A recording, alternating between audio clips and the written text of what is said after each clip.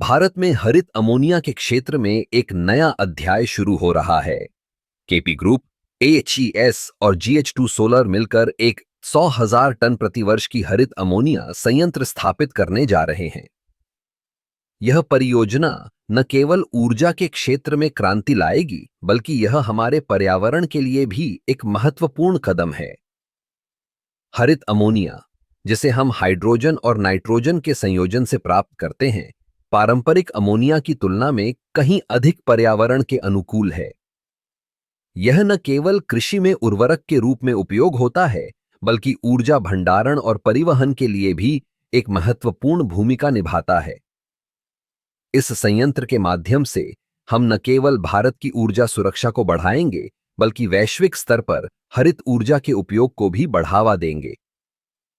KP group, एएचईएस और जीएच2 solar के पास इस परियोजना को सफल बनाने के लिए आवश्यक तकनीकी विशेषज्ञता और संसाधन हैं।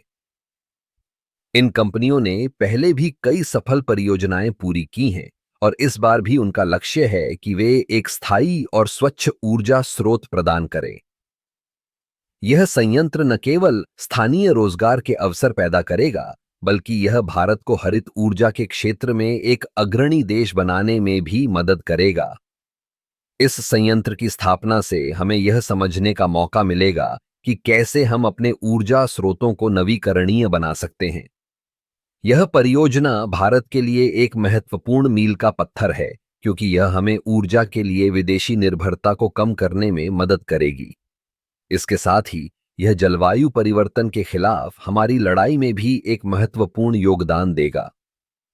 हरित अमोनिया का उत्पादन न केवल पर्यावरण के लिए फायदेमंद है, बल्कि ये हमारी अर्थव्यवस्था के लिए भी एक बड़ा अवसर है। जब हम इस संयंत्र की स्थापना की बात करते हैं, तो हमें यह याद रखना चाहिए कि यह केवल एक उद्योग नहीं है, बल्कि यह एक नई सोच और दृष्टिकोण का प्रतीक है।